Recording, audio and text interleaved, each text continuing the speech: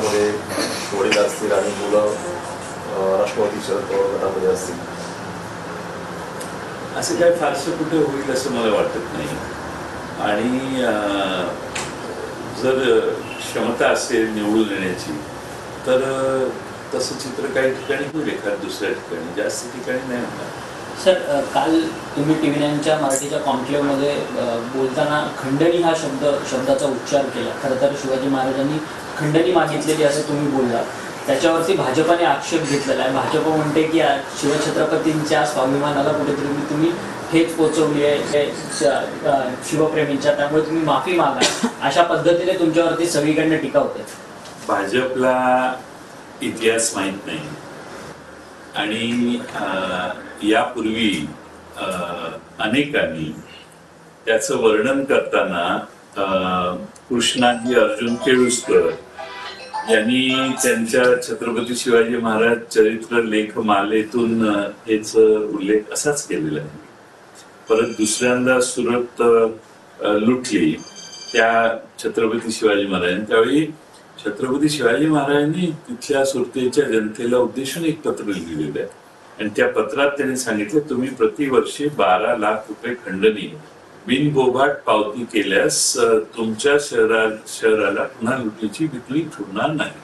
हे छत्रपती शिवाजी महाराजांनी पत्र लिहिले. हे काय सांगतात भारतीय जनता पक्षावर?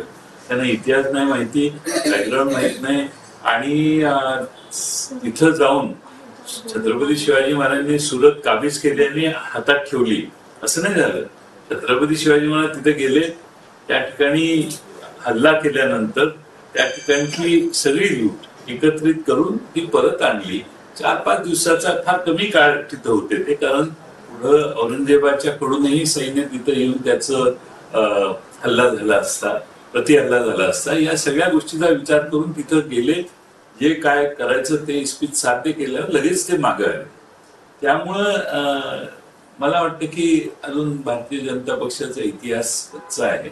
त्या सगळ्यांनी जरा जुने लेख, जुने कादंबऱ्या वाचाव्यात आणि पूर्वी ह्या शब्दाला काय शब्द होता हा पर्याप्त शब्द त्यांनी जर सांगितला तर जरा बरं होईल, महाराष्ट्राच्या ज्ञानात थोडी भर पडेल. बाबा पुरंदरे यांच्या पुस्तकात देखील खंडणी असं आहे. त्यांनी शब्द खंडणी हा शब्द वापरतात आणि त्यावेळी खंड जो आहे तो खंड, आम्ही तुमच्यावर हल्ला करणार नाही, आम्हाला एवढा खंड तुमच्या उत्पन्नातला द्या, अशी ती मागणी असायची पूर्वी. अशी पद्धत होती भारतातल्या सगळ्याच्या.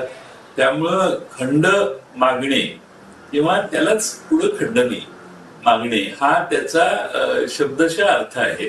त्याच्यात आता जे गुन्हेगार मागतात त्या खंडणी वेगळ्या, त्या खंडण्या वेगळ्या. इथे जाऊन माझं सामर्थ्य दाखवून समोर लढाई युद्ध करणं ही माझी क्षमता आहे आणि म्हणून आम्ही यायचं नसेल तिकडे तर आम्हाला तो खंड द्या, अशी ती व्यवस्था पूर्वी होती. आता काय आहे की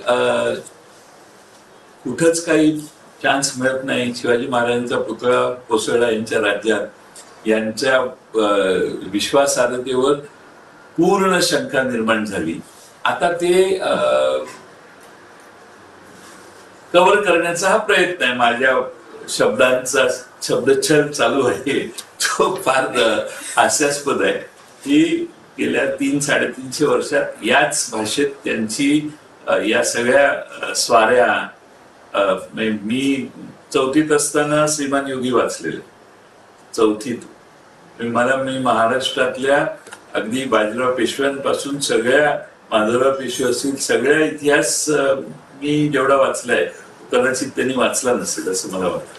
सर, हिंदी में आज गणेशोत्सव है, आज से शुरू हुआ है. महाराज में खासकर देखें तो बहुत सारे संकट हैं. ऐसे में क्या आप किस तरीके से भगवान से आपने पूजा की है और क्या मांगा है कि विघ्न? पिछले हफ्ते में मराठवाड़ा विदर्भ में बहुत बड़े पैमाने पे बारिश हुई और वहाँ के हमारे किसान बहुत संकट में हैं. मैं गणेश जी से ये प्रार्थना करूंगा कि वहाँ की